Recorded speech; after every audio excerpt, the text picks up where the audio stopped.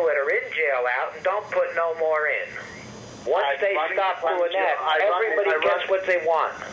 I run the only clemency project on the planet. I'm telling you right now, I agree with you. That's what I do every day. Now, while I disagree with Mark Emery over his position on the California initiative, in the nighttime I debate on Facebook against him. In the mornings, I work for his clemency claim. You know, this is what I do for a living.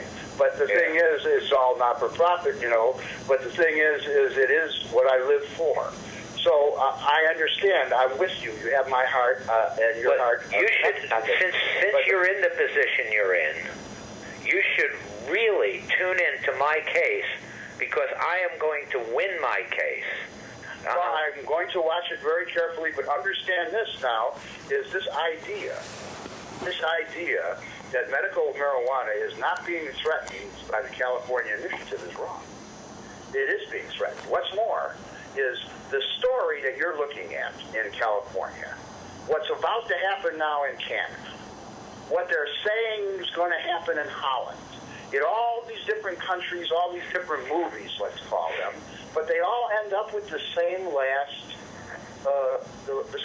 scene. And that is, for instance, the mayor of Los Angeles wants 700 to become 70. The mayor of Amsterdam wants them to go down to 10% of what they have. Isn't that interesting? That's a 10% solution. Well, I'm talking about whether you're talking about medical marijuana, recreational use, elections in California, what's going on now with the UN asking Canada to look into medical marijuana there. They're all looking for the same 10% solution. The anti-cannabis activists, whether they be in government or not, are trying to reduce everything to 10%. Meanwhile, people are trying to control everything. I mean, right. I believe that people within our own movement that are aware of what's really going on are then making decisions what they should do, and some of them have made the wrong decisions. This is why we believe that all use is medicinal. I don't mean all use of the entire plant. I'm talking about the part of the plant that's used medically.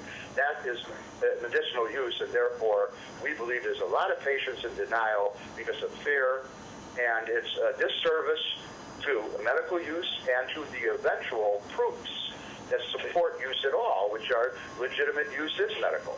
So when you move away from what protects us into this so-called recreational use and the kind of legislation attached to that, is you leave yourself open for later destruction, which we believe that's what the blue meanies are waiting for. So why would anyone do that within our groups? Why would they want us reduced to 10%, where the same amount of people still need service, but you only have that many units to go to? I'm fighting for 100%. It's easier to control. So they're going to try to reduce it. Right. Well, they're going to try to reduce us so that then they get eaten. See, it reminds me of the scene in, the Time Machine. They're all laying around in their togas by a fast-moving river where one of their friends is drowning, and they wave at her like nothing's happening. But what they don't know is just a few feet away, they're going to be dinner. So that's what's going on here. Let me speak for a couple minutes. What we have to do with all the people that are interested in marijuana, first of all, the issue is not marijuana. The issue is our sovereignty. We as sovereigns have a right to do what we're doing, and government has no right to infringe upon that. Whether you're doing it for personal, recreational use, medical use, or in my case, for spiritual use. Well, I would say whatever you call it, you have the right to use it. Well, however you want to look at it. Can you let me? Can I speak, please? Sure. If we teach them that they are sovereigns and assert their sovereign rights, they won't go to jail. The government can't tell them what to do. If you accept that they're dictating to you and that they have a right to do that, like in court, I know a lot about law. In court, when you get a paper from the court, it says you are a defendant, right? A defendant is a serf or a slave. When you put your paper back in, do not go as a defendant, but put as a sovereign human being who reserves all rights. You now are playing on a different legal chessboard. The person that's the defendant is defending himself. He's always under attack. The sovereign says, who the fuck are you to make rules for the king? No, I agree. I support what you say. You're right. That's what we have to teach all the pod people. When they go in, if they start going into court and assert sovereignty, they back up the court because the courts can't answer that. They can't tell you you don't have sovereign rights. But they can tell a defendant, you broke the law. Right. Teach people about sovereignty. Hold on a second. My other phone's going off. No, I agree. But I must say that, hello? Abigail. Anyway, what we need to do is enlighten the movement, because otherwise they're just spinning. If they think that they are serfs and slaves, then the government rules them. If they realize that the Founding Fathers said, we the people are sovereign, and they claim their sovereignty, they've been trying to get me to trial for 18 months because every one of my papers say I'm a sovereign human being who reserves all rights and waives none. When you say that, they don't have a lot of laws and stuff that they can manipulate you into being on the defensive. I understand. And then you tell them, on top of being a sovereign human being, the prosecutor and the police have no jurisdiction over you. Who dares tell a king? Is the attitude that you have to have in your legal papers. I get it. And I understand. I agree. That will work. But, the thing is, though, as I say, this international event, and since last night, Friday night, for instance, as I was saying earlier about this UN demand of different countries to do things, on my page last week I mentioned that, and now they're actually doing it. In Canada, of the 5,400 patients there who wouldn't be protected under this attempt that you're talking about, doesn't apply with them. They have different legal systems. But in any case, they have certified patients that are allowed there, 5,400 of them. And they're being raided since Friday night in British Columbia, Saskatchewan, and Ontario, based on a UN report of a possible diversion that the Harper administration is justifying the raids, the basis of the raids on. Now, the thing is there are people within the movement that are telling them, well, don't let them into the grow areas. But the certitude that they have been given, that they're agreed on as patients to be left alone, that they agreed on years ago, includes walkthroughs. So those that are saying, no, you cannot walk through, that have been advised not to and go along with the advice, they immediately lose their certitude. Where the others that have been allowed, the walkthroughs have kept theirs. So one has to wonder, who is it among us that would advise us to act in a way where we lose our medicine? So we have to watch on the outside and on the inside of this movement what's going on here. There's a lot at stake, and to deny that there's anything within our own movement to be concerned about is folly.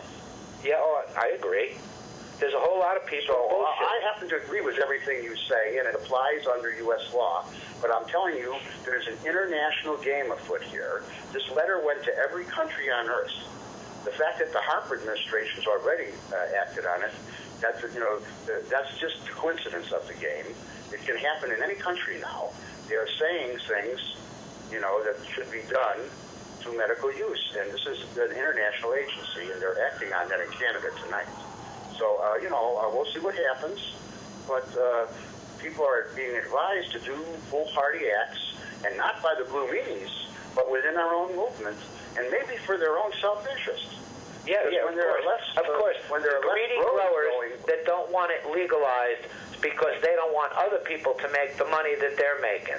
There are no medical patients in Canada. If the medical patients in Canada lose their certitude because they wouldn't let walkthroughs happen, then they won't be able to sell their overages to other patients who are in need in hotel rooms who can't grow.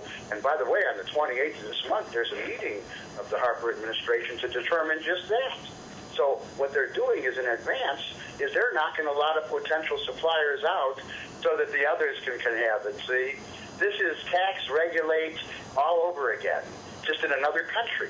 I'm telling you, this is the same movie ending in each country. This is an international move on medical use, on use in general. And they're actually admitting it in Holland. They're saying they want to go to 10% of the cafes. So no matter where you are, it's a 10% solution. Yeah. That's the new story. That's the big story. That's what we're going to start realizing more and more as the days proceed. Say, listen, I'm recording this. It's just one place. This is worldwide. Leland, I'm recording this. Cleansing.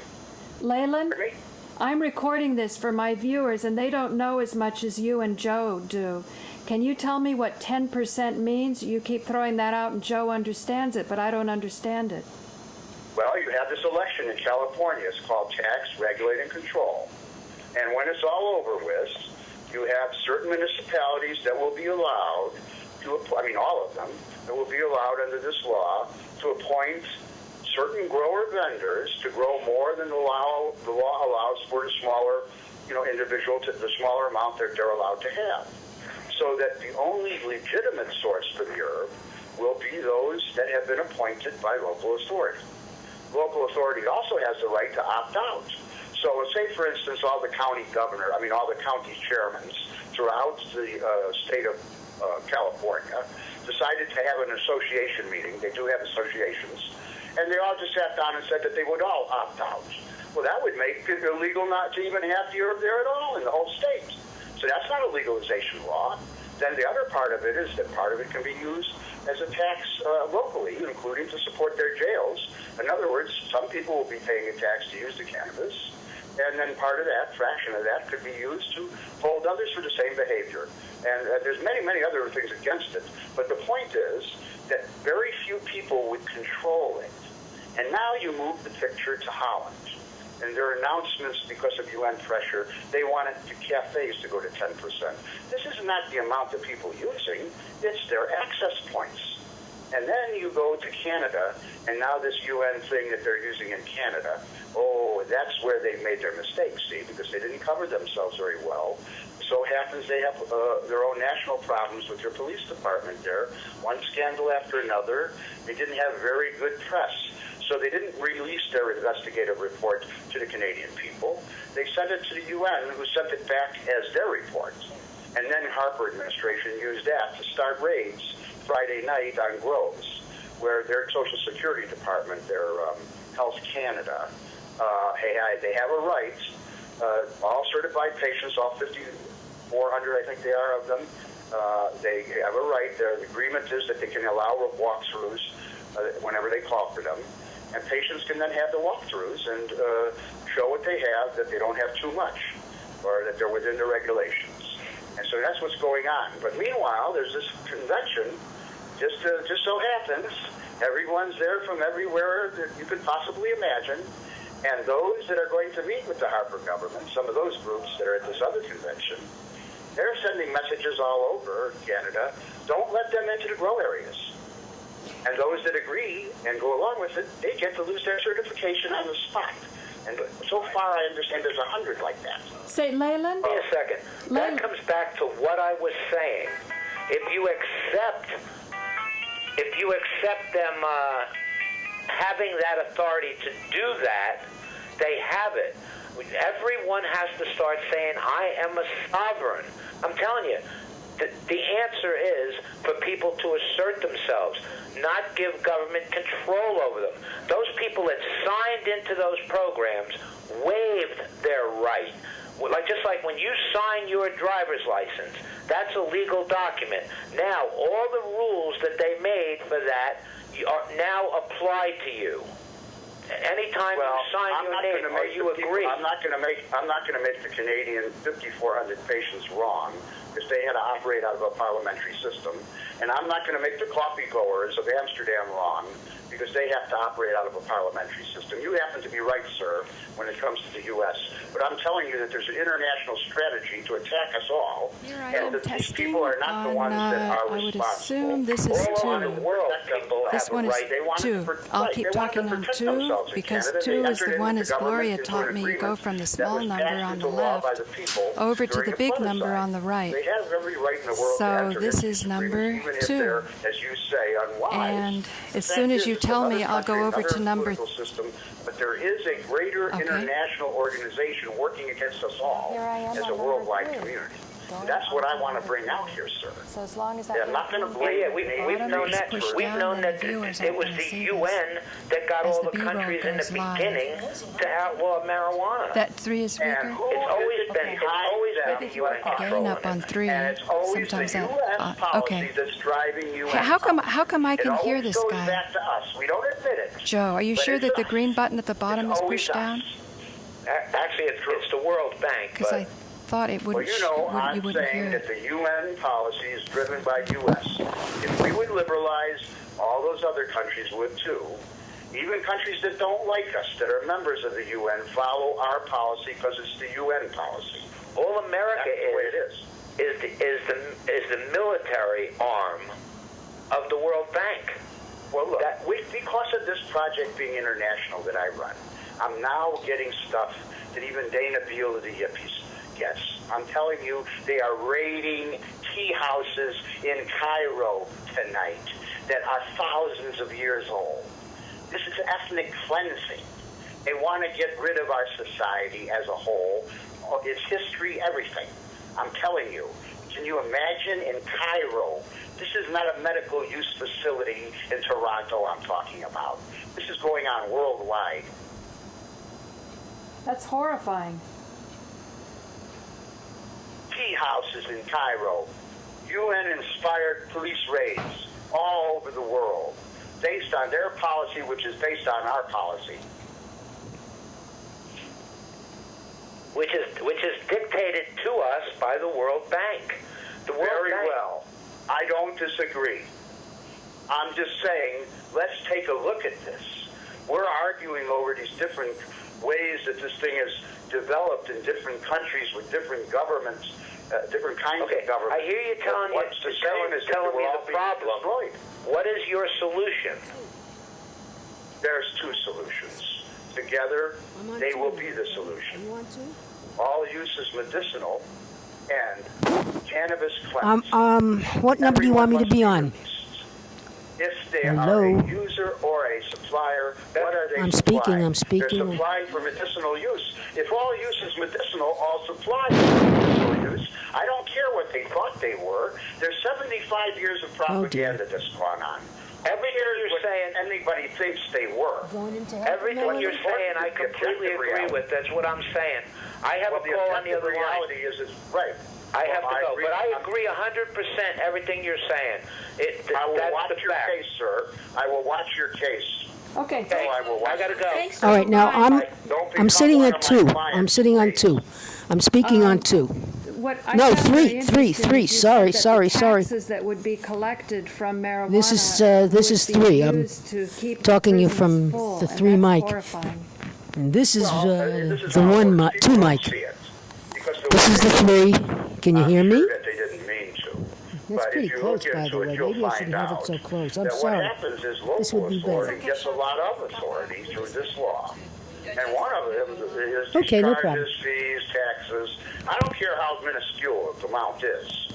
The fact is, we have these patients in denial, afraid, willing to go along with this law and pay a tax, so that they can lay back in their hot tubs and deal with their arthritis without worrying about the doors coming off of their Bel Air homes.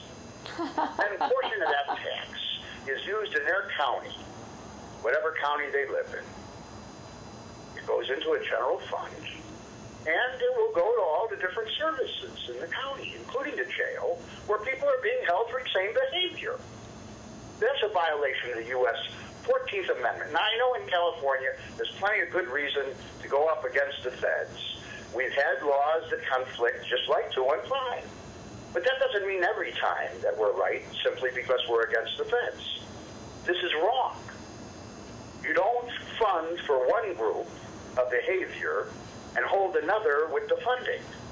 It's a violation of the 14th Amendment, the Equal Protection Clause.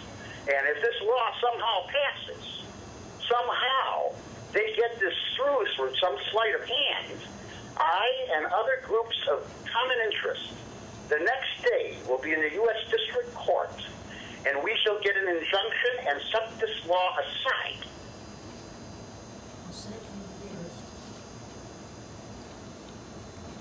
What are the possibilities for total legalization? People can just grow it. They don't pay taxes to anybody. The people that are making bad medicine, people figure it out because people aren't getting well. And those who are making good medicine, the cures are there. It goes around. Kind of like our country. We had a republic. Everybody votes. Yes, everybody votes for their favorite person, and you don't have to be as educated as your favorite person. Each state has their elections whenever they want throughout the year. They send two people to go to a central place. They vote for the most popular person becomes president. The second most popular becomes vice president. It's a republic. So wouldn't you think that the good oil and the bad oil will be figured out by people, that you don't need all of these special licenses to be given for what everybody can grow in their own backyard? Yeah, I think that this Bruce Kane from the New Age Citizen News, he said it recently. He says, let's lighten up. California, they have an initiative process that's good every year. If you write a bad law and it's too late, then you got to take responsibility. You can come back next year and have complete legalization. You can go for that.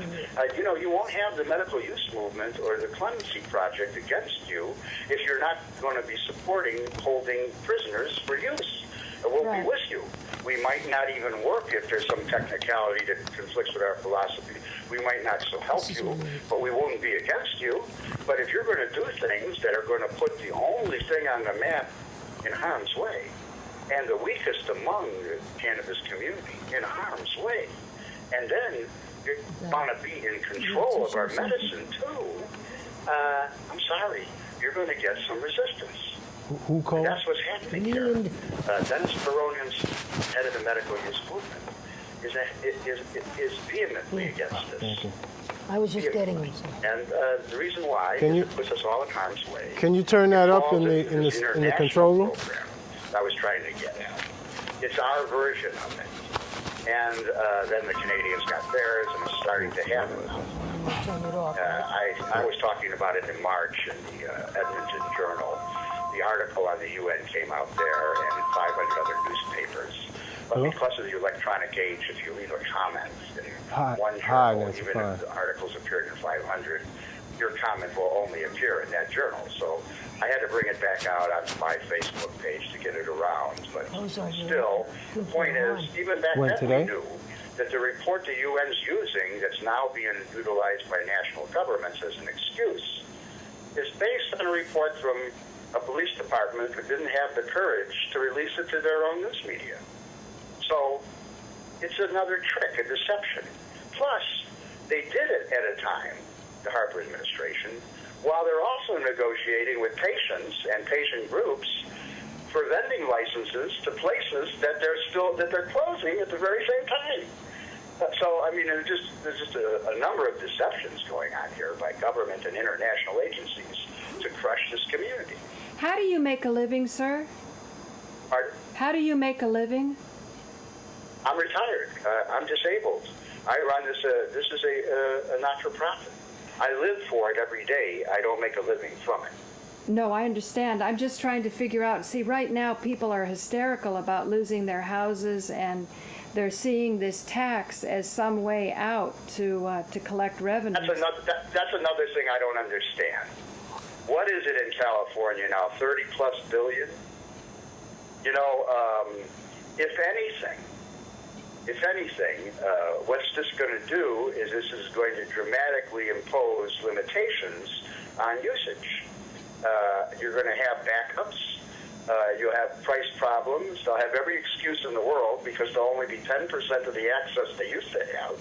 And it'll be legal, so there'll be more demand. Every excuse in the world. They say that this is going to give a big tax to the government. First of all, I believe that most of it will go to local, and that's good. But the thing is, how much is it going to be? What are they really going to get? One analysis after another, the Craig analysis out of Santa Cruz, Craig, Canada, even the president's drug czar's analysis, even that had truth in it. It's not going to be that much in comparison to what's needed. Say you get 1.8 billion out of it. What do you owe, 30? You're going to give all that up, all these rights that these people have fought for 30 years, that the plebiscite 215 and the following legislation gives them? You're going to knock them out, and they say that's not going to happen. They say that in their proposed law it says that they're protected. But you know, the California Code, there's so much in there that you can find in there that if you do not include the entire initiative in a new law and say that this thing is now protected, it isn't. It has to be in whole, and yet they only refer to it. So there is talk that it is not protected. Not only is there talk, but the director of the ASA, the very law offices, not for profit in California that protect patients, its director in the New York Times admitted that if this law passes, it could be a threat to medical use. I mean, I don't know what I got to do to get it across to people that there is a split in the movement now because there is a threat to everything, because of certain people that are desperate, because our laws have not been followed. We changed the law. 215 is the law, yet raids continue. This is beyond the feds who are now laying off. This is beyond the president saying he's going to leave us alone. These are local authorities and state authorities and county authorities that have been raiding our dispensaries long after we changed the law. This is the problem. How do they justify doing that? They say they're sorry after they destroy everything in the clinic and kill all the stuff we're raising to become medicine and send us all home with big lawyer bills. That's how they do it. Well, it sounds like a society that's going out of control. It sounds like total chaos. Well, it's a microcosm of the greater society. After all, we're among the sick, the dying, the weak, and the unrepresented. Now, as you get up into stronger levels, it becomes more diffuse, and you can't see it as clearly. But it's the same throughout society. Justice must be done, and it is not being done. So, you know, we have to find a way to unify with those that have the courage to go with the truth and not just keep remaining bonded to those that have carried the truth in the past. It is not those that carried the truth that you should bond to. It is the truth, because people change. Right. I had this debate that was going for 11 weeks. I wanted the bosses on both sides of this argument to come. They wouldn't. They wanted 80,000 workers in California over the Memorial Day holidays to come out and work for this election in California without answering questions and concerns of those people. I said, well, no, let's have a debate first. They said no. Well, the lower levels, they started having a debate anyways. 2 weeks, 4 weeks, 6 weeks. By the 7th week, the bosses wanted to be part of the debates that they wouldn't be part of before. So then they became part of the debates, even Mark Emery. And he came out in favor of the California Initiative, came out in favor of taxation and regulation, came out in favor of a law that had a felony. And then I republished a quote from him from his first edition of his magazine, where he says, principles of peace in our community is no regulation, no taxation. Listed everything that he's for now. So, there is a split in our movement. It's true. Dennis Perone represents the interests of the sick, as he always has. Compassionate use is about medicinal use. Medicinal use has thousands of years of evidence, of proof, from the Chinese and Indian pharmacopoeia. There's no doubt there is medicinal use. As to recreational use, it has been used as a therapy in a limited way within preventive medicine, which is still within the milieu of medicine.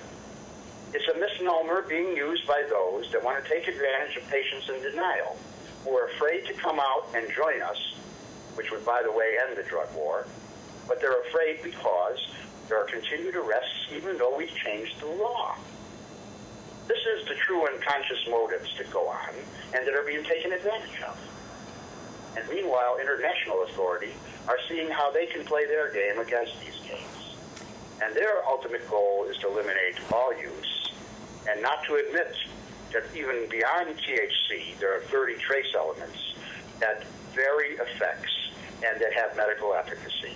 Because once that comes out, then even the necessity defense will be allowed. They deny patients the necessity defense because they say the one ingredient of value can be gotten as a synthetic pharmaceutical drug legitimately. Therefore, there is no necessity defense. And they deny there's any other chemical of value, even though after 30 years of very tough research without much funding, it's been shown otherwise. So what we want to do is get calls from you, and because this is a really important topic.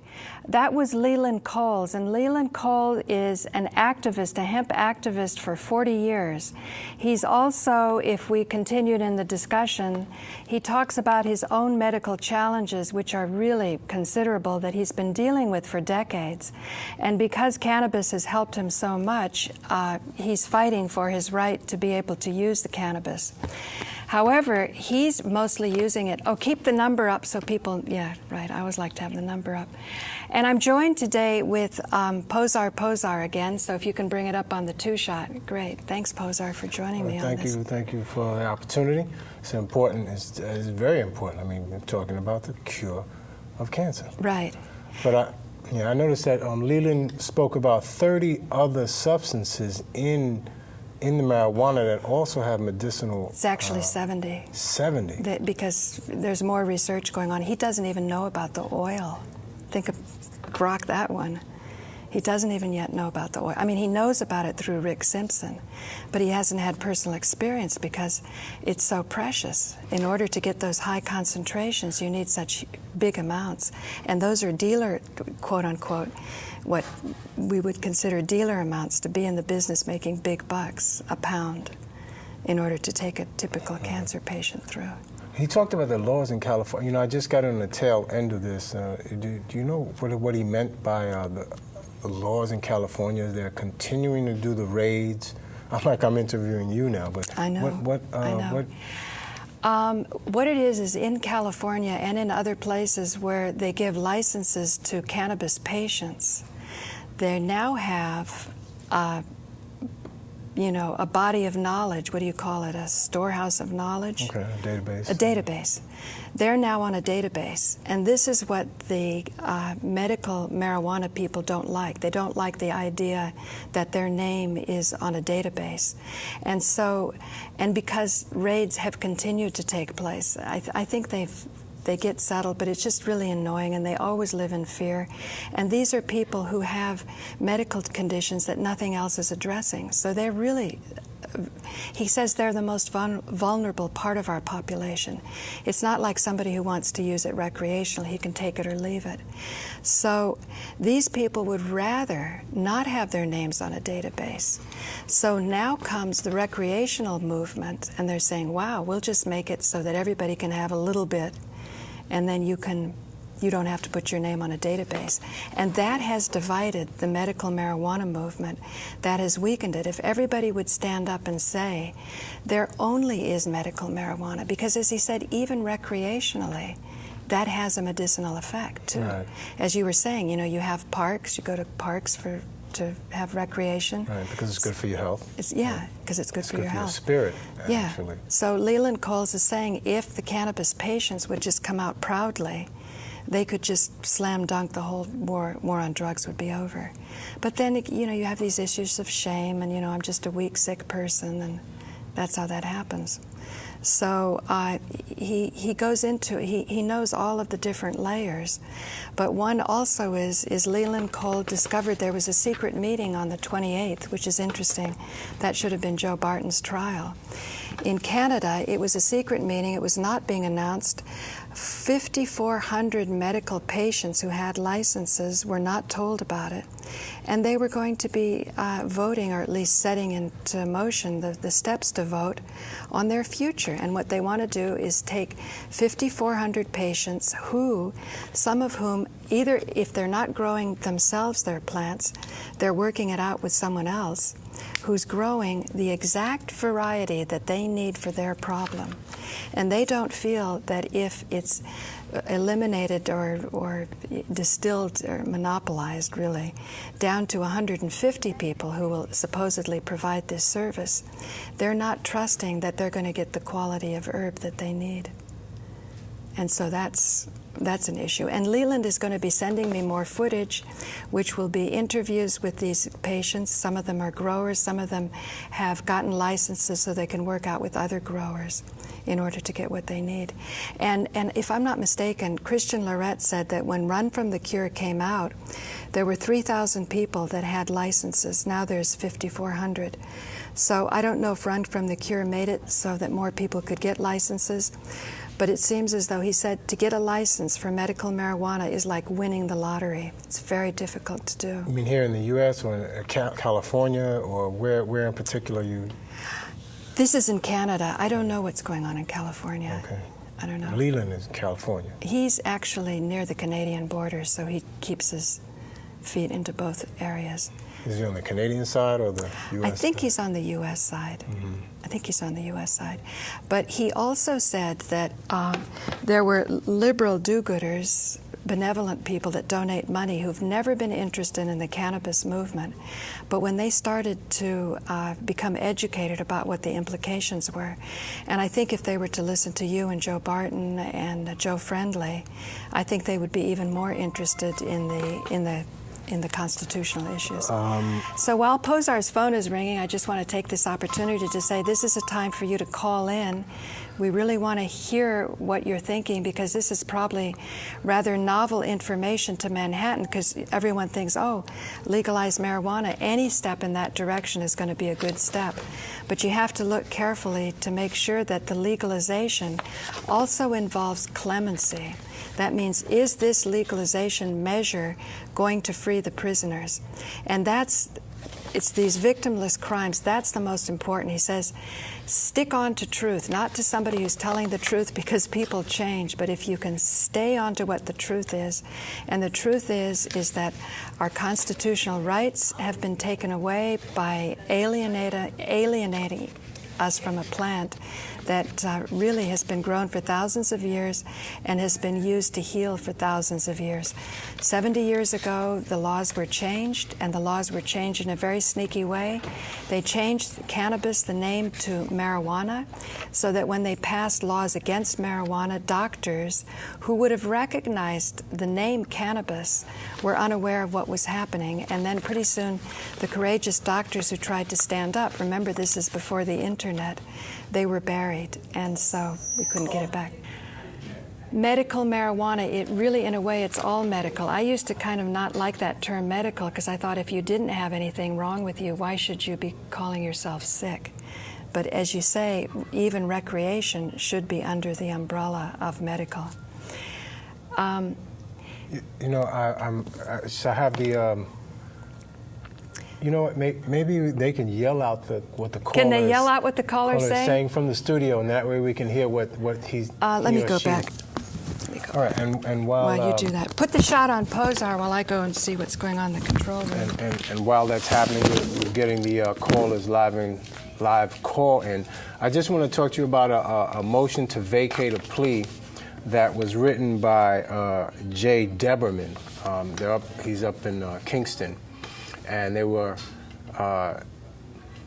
seized with a large amount of marijuana, marijuana period, like 47 pounds or so, which was going to be used to boil it down to the THC, concentrated THC oil, which when applied to people who have cancer. And Jay Deberman and Joe Barton took a plea of guilt and offered no jail time, and I have here a motion to vacate the plea. Oh, that's exciting. I have a motion to vacate the plea. Okay, let's see. Can we hear you, caller? If we can. Yes, ma'am. Yes. Great. Hey, Who is this? hello. Hello.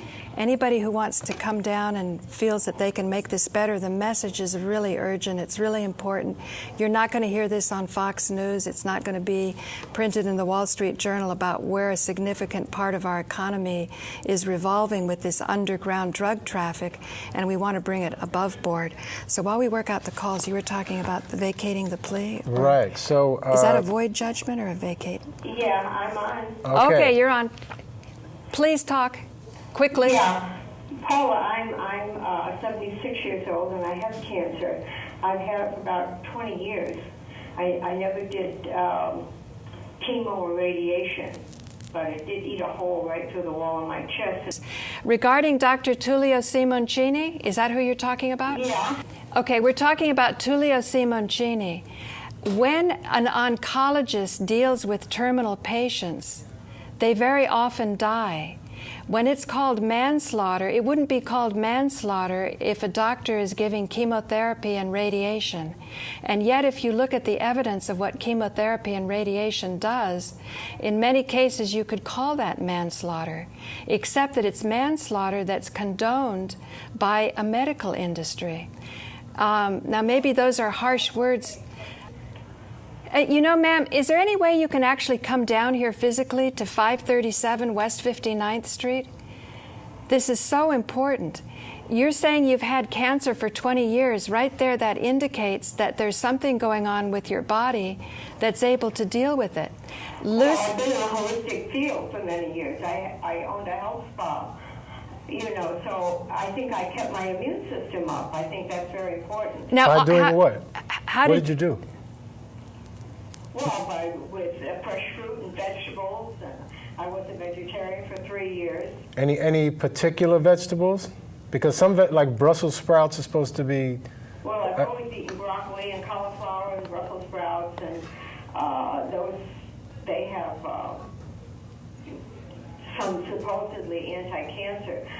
Anyway, something kept me alive for 20 years. I even went to Dr. Donspach's clinic in Mexico. And I went to John of God in Aberdeen, Brazil. You went to John of God? Yes, I wow. did. I went there twice. I really wish you would come down into the studio then, because you know these are very valuable experiences that you've had. In general, the tumors that you had, do you feel that the cancer was contained by the tumor? You know that theory, surely, that the body is protecting itself? It was not contained, but it's obviously pretty slow growing. I also, you've had Gutierrez on. He's terrific. He's a fantastic guy.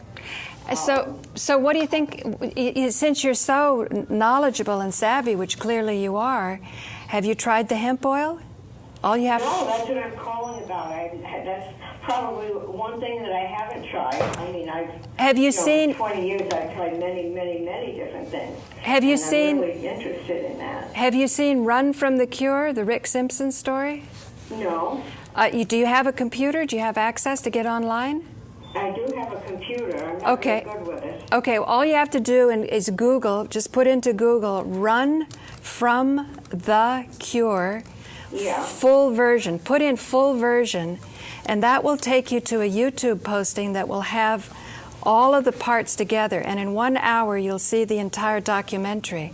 Now, this documentary was seen probably well over 1 million times, but more importantly, people who saw it actually went out, got the pound of cannabis, and rendered it into the oil. You'll need some solvent. It's a dangerous process. It's not recommended because you could blow yourself up.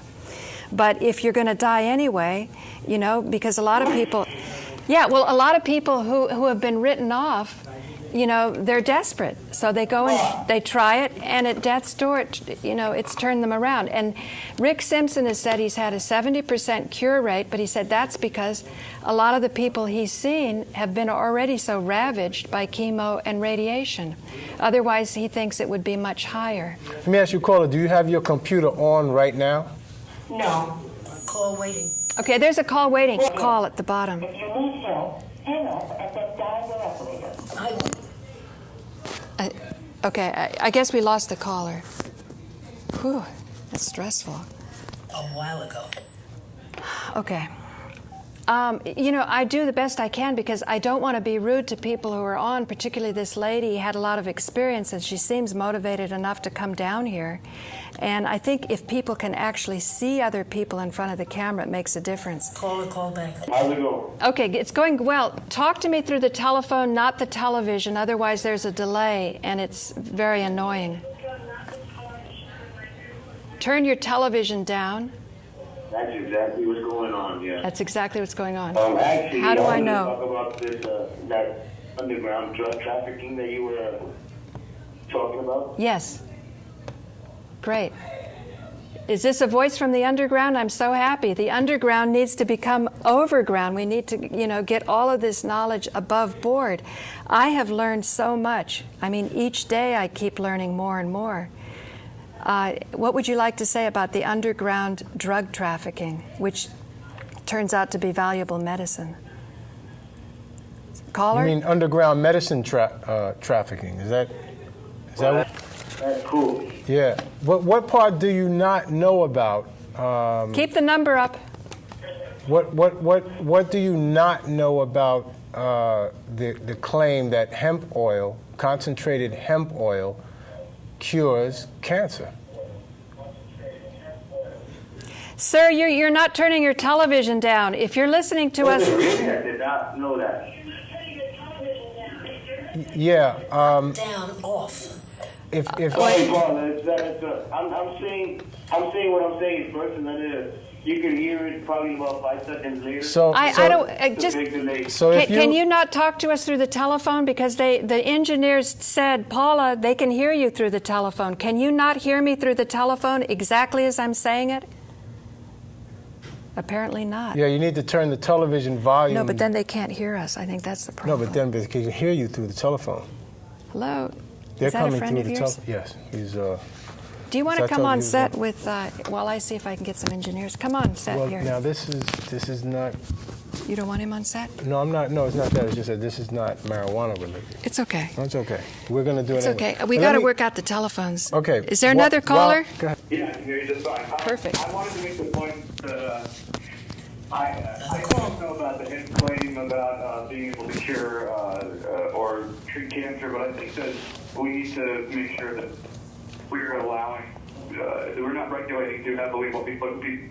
We need to have the freedom to choose. And I used to do, a pretty popular illegal substance for pain management, and I don't do it anymore, but it absolutely was the best option in terms of side effects and pain relief for a very long time for me, and the fact that people don't have easy access to these drugs is pretty ridiculous. Well, what you're talking about is the freedom to choose your medicine, right? Yeah, well, I think there's two sides, but I think there's the medicinal properties of these drugs which are helpful. And then there's a host of other drugs that are not probably, in my opinion, good to take, but it's not our, as immediate as it may seem to us in our upbringing, it's not our place to decide what people can put and not put in their bodies. Well, you mean it's not the government's place to decide what a person can put in their body and what a person cannot. That's what you. It's our decision. It's what? The individual. It's what? It's the individual's decision. Yeah. Right, but it's not government's decision. It's to say, right, and when you consider the fact that when it comes to cannabis, right, let's just restrict it to cannabis, not heroin or poppy seeds. When it comes to cannabis, throughout human history, every tribe, every continent on the face of the planet, for thousands of years, people have gone to the field, gathered plants, and ingested them for spiritual enlightenment, or for medicinal purposes, for thousands of years, right? And then all of a sudden, I think it was somewhere around 1930s, the government said you cannot get cannabis for medicine or spiritual purposes. All of a sudden, you see. Now this has there's something called the strict scrutiny test, And what I'm saying is this is an inalienable right, right, to go gather plants in the field for spiritual or medicinal purposes, and I include recreation in medicinal, right, because, you know, being able to do recreation has a very good effect on people, right? It's not... I'm sorry? I think you make a good point. You know, a lot of times people that, you know, I stopped doing substances of any kind because I had some, not physiological, but just some psychological side effects that weren't for me. But I know tons of people that don't have any side effects. You have to make your own judgment. I do think that people that tend to be a part of the movement to have a legalized and intelligent drug policy tend to be very defensive to say, oh, well, there's all these different reasons. You know, it's not just recreational, but, you know, in our society, we are taught and it's pushed in us so much, you know, fun is bad. Enjoying yourself is something you should feel shame about. I think that people should be very open to say, you know, if you smoke marijuana or something else, I do it. Some people do it for medical purposes. Some people say, I do it for fun.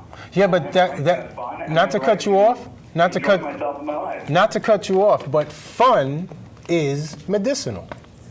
Right? You know, I mean, you know, there are groups of people who all they do is laugh. They get them together in a group and they just laugh.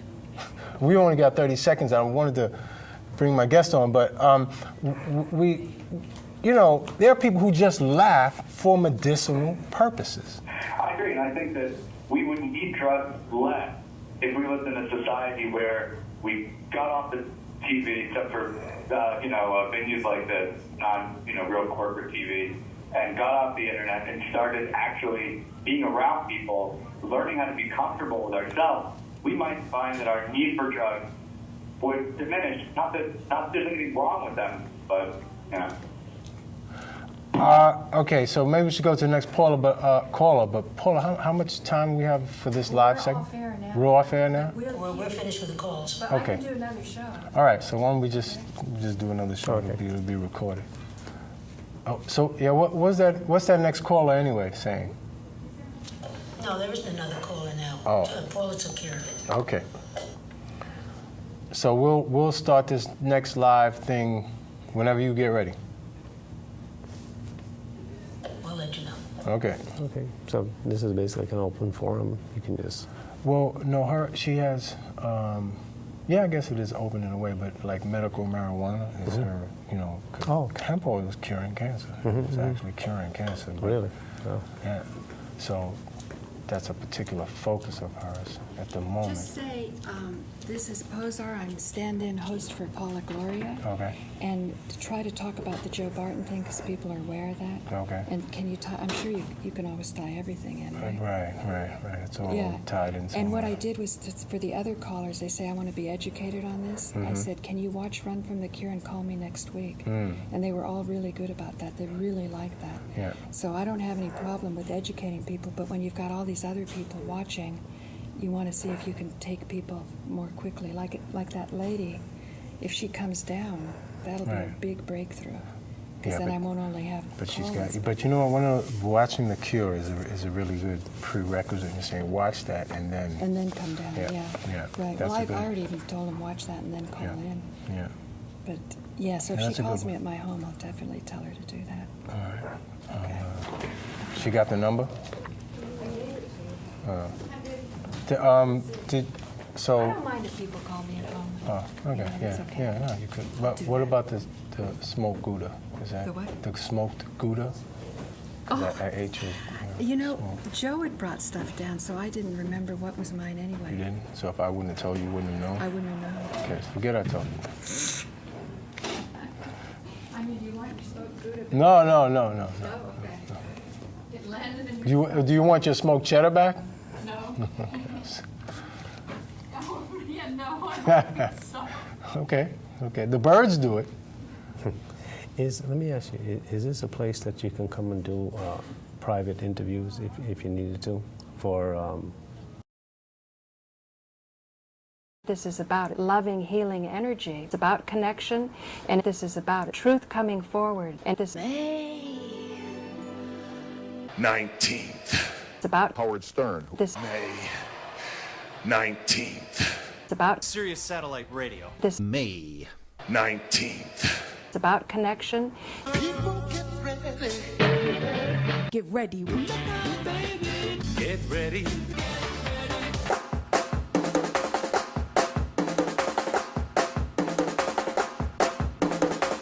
This. May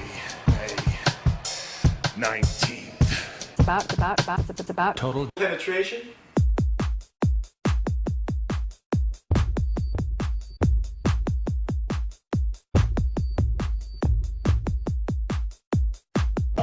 Penetration. Total.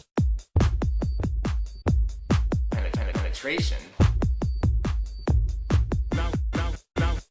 Now listen up, people, I got something to say. You better listen to Paula Gloria. on the Howard Stern Radio Show on May 19th. So get ready. Get ready. Total penetration.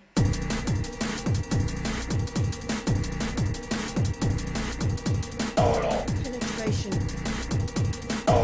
Penetration. Come on, y'all. Come on, y'all. Come on, y'all. Come on, y'all. Come on, y'all. Come on, y'all. Turn to your neighbor. Tell him you better listen to Paula Gloria. on the Howard Stern Radio Show on May 19th. So get ready. Get ready. Total Penetration.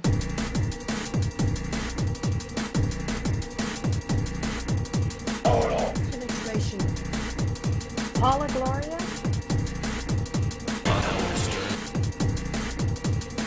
penetration.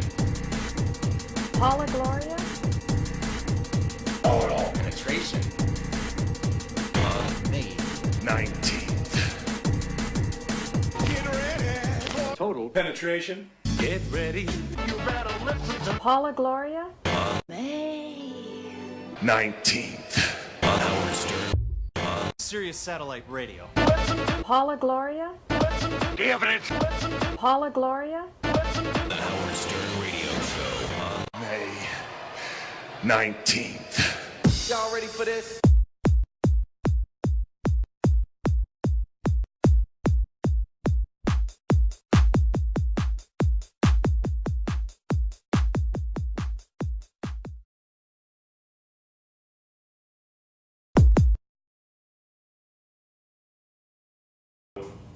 What you're talking about is the freedom to choose your medicine, right? Yeah, well, I think there's two sides, but I think there's the medicinal properties of these drugs which are helpful.